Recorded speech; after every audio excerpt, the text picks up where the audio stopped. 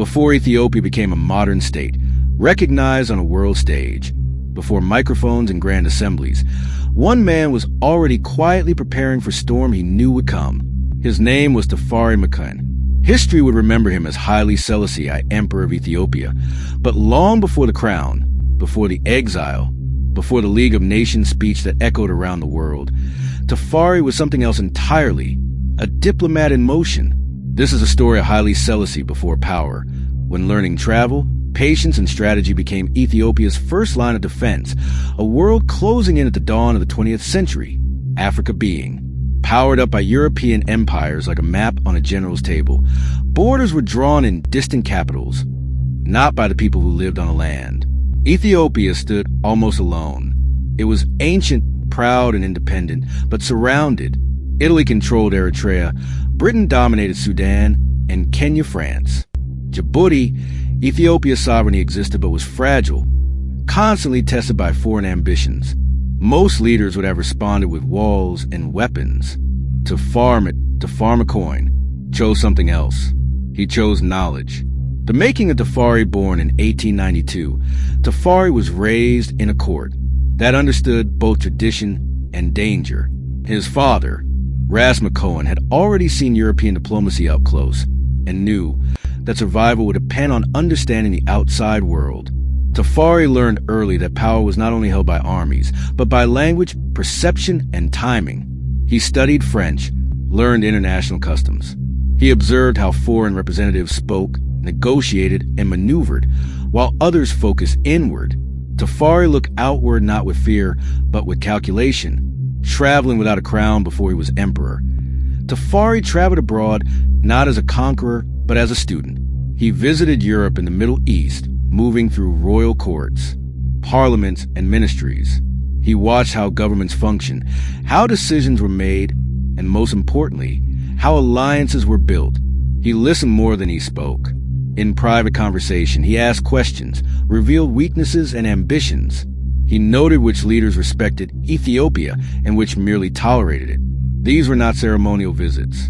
They were reconnaissance missions, diplomacy in the shadows, unlike modern summits filled with cameras and press afar, as diplomacy often happened quietly.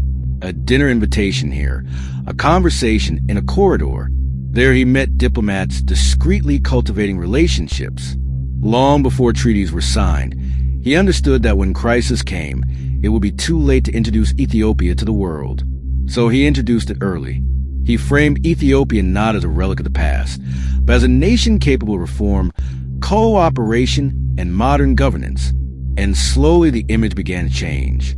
Learning from the empires, Tafari was not blind to European hypocrisy. He saw how nations spoke of civilization while practicing domination, but he also saw their strengths. He studied infrastructure, military organization, education systems, and bureaucracies. He asked himself a dangerous question. What if Ethiopia modernized on its own terms? This idea, radical for its time, will become central to his leadership. Diplomacy, Tafari realized, was not submission. It was survival. Allies, not masters. One of the fair's greatest skills was balance. He accepted advisors, but never surrender. Control. He sought licenses, but avoided dependency. He welcomed foreign influence, carefully filtered through Ethiopian interests. Some foreign powers believed they could guide him. They underestimated him. Behind the polite smiles and measured words, the man assembling a mental map of global politics, one that would soon be tested. Really watches closely while Tafari traveled and learned Italy watched. Italy had not forgotten its humiliating defeat at Ottawa in 1896. Ethiopia represented unfinished business, a stain on imperial pride as Tafari rose in influence. Italian diplomats reported back with concern. This was not a leader who could be easily manipulated. This was a man preparing. The crown changes everything. In 1930, Tafari Makon became Emperor Haile Selassie I. To the world, it looked like a coronation, a Haile Selassie. It was a signal. The lessons learned abroad now had to be applied at home. He accelerated reforms, expanded education, centralized authority, and strengthened Ethiopia's international presence. But he knew something most did not. War was coming. The test of preparation. An alien invaded Ethiopia in 1935. The world was shocked. Haile Selassie was not.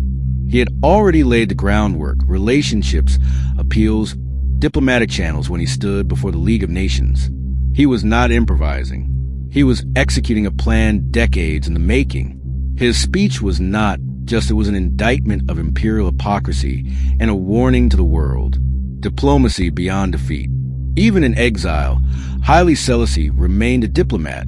He continued to speak, to persuade, to remind the world of his promises. He used the very systems he had studied to expose their failures. And when he returned to Ethiopia, it was not only because of armies, it was because the world had finally been forced to listen. The long game, Haile Selassie's greatest diplomatic achievement, may not have been a single treaty or speech, but his patience. He understood that history moves slowly, that nations is not just through force, but through preparation. The years he spent traveling, learning, and building quiet alliances were not a prelude. They would have foundation before Haile Selassie was an emperor. He was a student of the world before Ethiopia, stood before global institutions. It stood within his mind map, defended and prepared. In an age of conquest, he chose diplomacy. In a time of noise, he worked in silence, and when the moment came, Ethiopia did not face the world. Alone it faced. It prepared.